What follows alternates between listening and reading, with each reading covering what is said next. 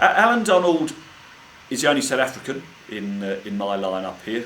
Sorry, apologies to Sean Pollock, you're close to getting in, but I went for McGrath ahead of you. But Allan Donald was probably the quickest if he was on the speed gun, I would say. But because of his action, you saw the ball all the way. It's a bit like Brett Lee, the Australian. Again, very, very quick through the air, but with their actions, you saw the ball all the way from when they gathered to when they delivered. Whereas other bowlers, I mentioned Wasim Akram earlier, he would hide the ball, he might bowl round the wicket and jump out from behind the umpire and then bowl.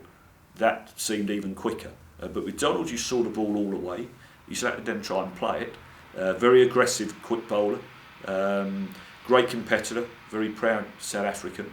And we had some good duels. He knew that I liked hooking. And at times I played against him, whether it would be at Johannesburg in the 99 tour, he had 3 men out on a hook. One in front of square and two behind, all on the boundary, and I'm still trying to take him on. I probably wasn't the most intelligent thing to do, but I enjoyed taking him on. I won some battles and lost some battles.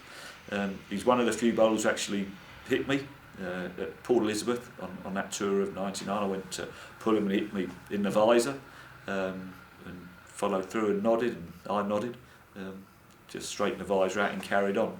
But that's part and parcel of being an opening batsman playing against quick bowling. But I really enjoyed that challenge of playing against him.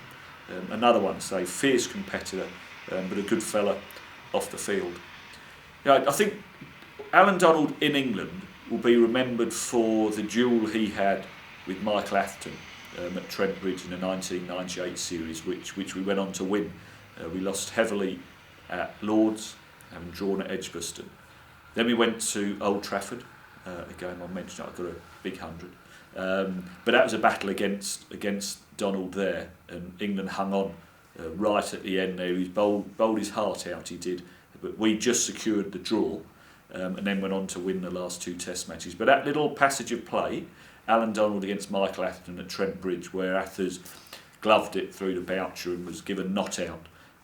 The following 25 minutes is as good a piece of international sport, not just cricket, but international sport, that you'll ever wish to see.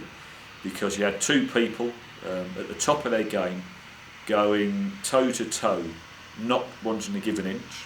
Donald had the advantage of being able to bowl at 95 mile an hour. Athers, who is one of the toughest cricketers you'll come up against, had his bat in his hand, and he didn't want to lose this little duel, and he didn't. But that really, to me, summed up what Allan Donald was all about. Because not long after, then Nasser nicked one which Boucher dropped, and you could see it all came out a huge yell, and he's shown all the expressions and the emotions. Yet at the end of the over, he's then run down to Mark Boucher and said, "Listen, mate, don't worry, catch the next one," type of thing. And that to me summed up what Donald is all about.